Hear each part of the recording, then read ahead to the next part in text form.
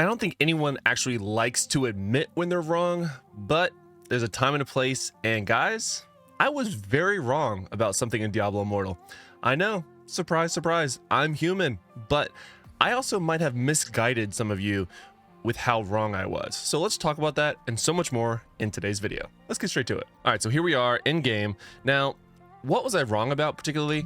I have completely switched my goal of the game. I was focusing on 2-star legendary gems for a while now.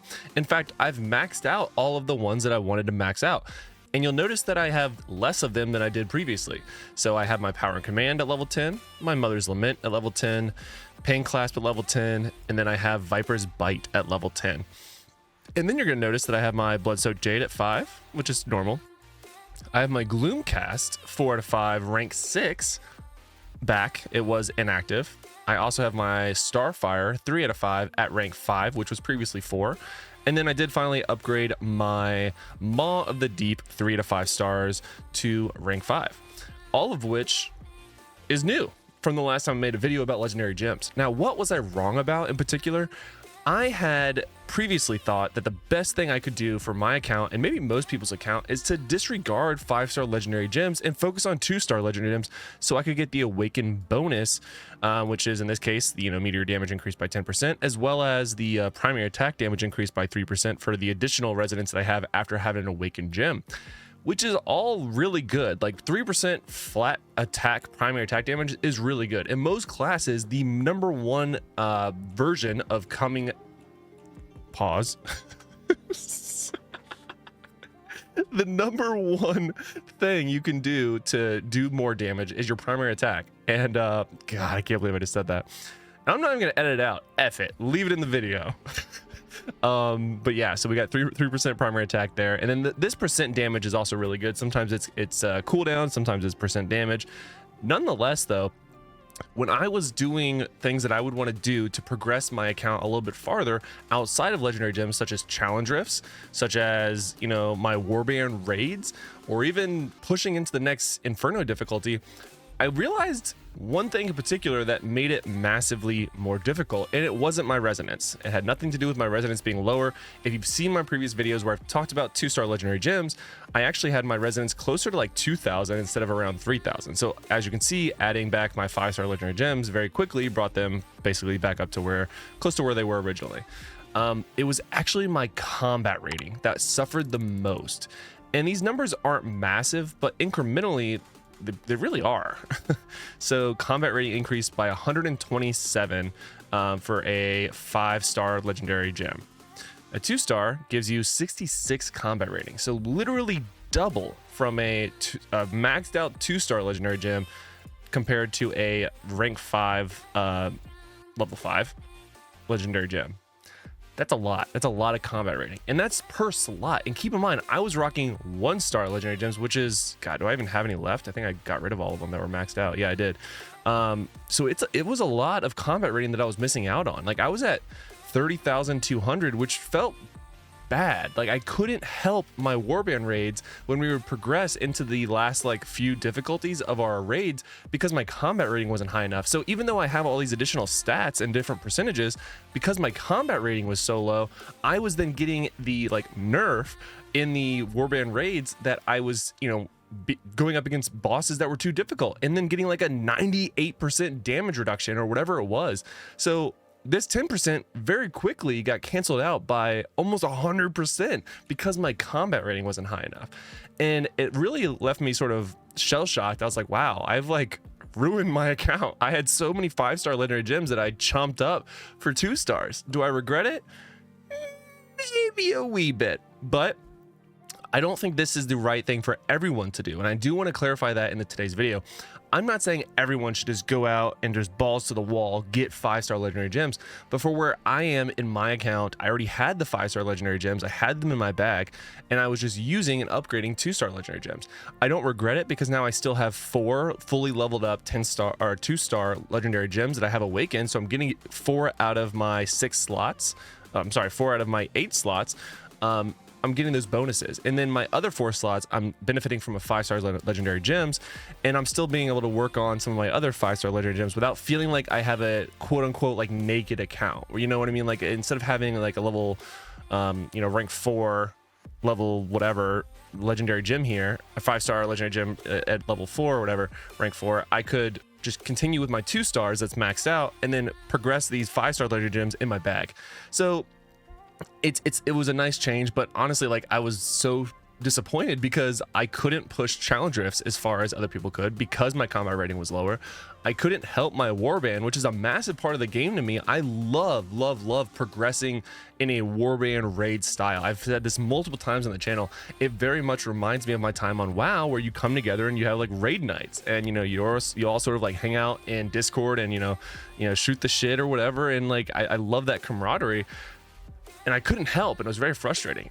Immediately after changing that, I could help out in almost all the bosses minus the last one. And honestly, like a good combat rating for where I'm at should be like 31,000. So I'm still not where I want to be. And some of it's I need to finish upgrading some of my gear. I need to push some challenge rifts. You know what I mean? So there's definitely things I can do, but cutting my combat rating in half per slot, that hurt a lot. So I think 2-star legendary gems are the way for a free-to-play player. If you plan on spending 0 money in the game, you can go so far. You can actually reach, if you do the math, at a 2-star, legendary gem, fully maxed out. Let's pull up a calculator. Boop. So we have what? 314 resonance. So if we do, well, let's just do 300 because that's with some additional gems in there. Times what? 1, 2, what? 8? Is that what we said? You can almost obtain, and that's before you put the additional slots in there, with all 2-star legendary gems maxed out, you can get 2,400 resonance, which is a lot of resonance. That's higher than what I was running when I was doing my 1 and 2-star builds. So like 2 stars are the way to go. And then if you were to, again, add some of these, click on my resonance here, and once you start upgrading some of these other legendary gems inside, you can get up to 3 in there, which can get up to max level or whatever.